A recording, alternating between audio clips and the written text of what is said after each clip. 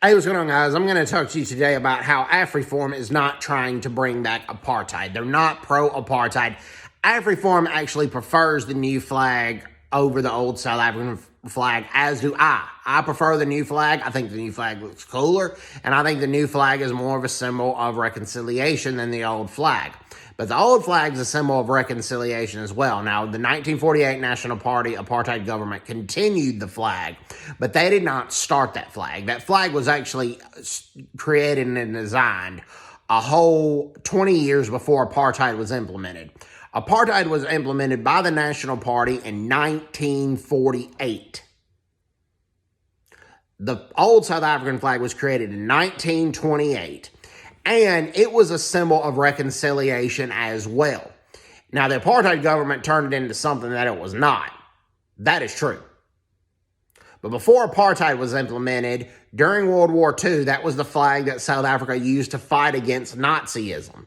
And Jan Smuts, who was Prime Minister of South Africa at the time, was one of the founders of, or one of the contributors of finding the State of Israel. And whether you agree with the situation in Israel or not, Jan Smuts was wanting to make sure the Jews had a state of their own so they wouldn't be persecuted by a Nazi regime in the future, or a Nazi-like regime in the future.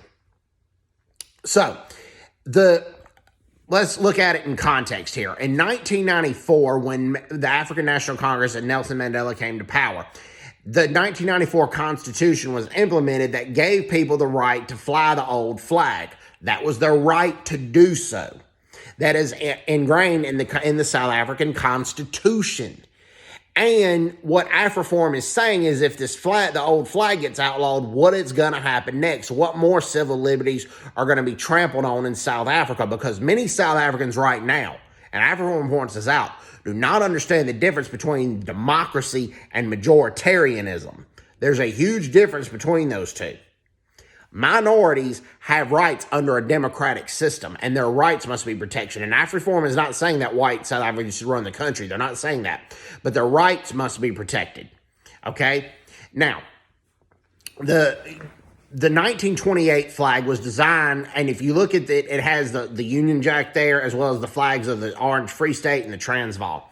It was designed to show reconciliation between the British and the Afrikaners, because there was the Boer War happened in the late 1800s, early 1900s, and then in 1910 the Union of South Africa was formed, and it was part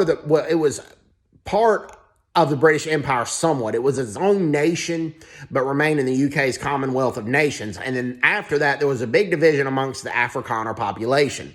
Some thought that they should break away from the UK completely. Some thought they should side with Germany and the Central Powers in World War I, because Germany helped them in the Boer War, sided with Afrikaners in the Boer War. Well, but then there was another part of Afrikaners that believed in reconciliation. They forgave Britain for what they did, and they thought that maintaining strong relations with Britain, but being its own country, was the only realistic way for South Africa to achieve its independence. So the pro-British Afrikaners won in the Afrikaner Civil War during World War I, and also South Africa entered on the Allied side in World War I. Well, then 1928 came around, and then the Union of South Africa flag was formed. A whole 20 years before the National Party took power, and when they implemented the apartheid system, the racial separateness. And that, yes, did they continue the flag? Yes, which is one reason I'm glad that the flag was changed in 1994. But there were only a handful of people at the farm protest that waved the old flag. And they focused on the handful of people that waved the old flag and burnt the new flag. The majority of those protesters waved the new South African flag, and that is what they were going for. AfriForum says they prefer the new flag. The only reason AfriForum said that apartheid was not a crime against humanity, they said it was a crime. They said it was a scar, but a crime against humanity declares that populations have to be massacred. Actually, during apartheid, South Africa's black population increased during apartheid. Guys, see my brother. It's actually my brother's cat, Midnight, but Midnight came to join the stream, and yeah, say hello to the viewers, Midnight. So yeah,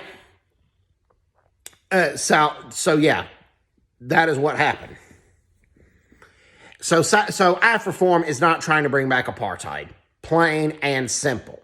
They're just trying to keep people's civil liberties alive, and they're also trying to, they're trying to keep civil liberties alive, and they're also trying to make sure the Constitution doesn't get changed where it's majoritarianism and not democracy in South Africa. Hope everybody's doing well. Take care. God bless. Bye-bye. Bye-bye.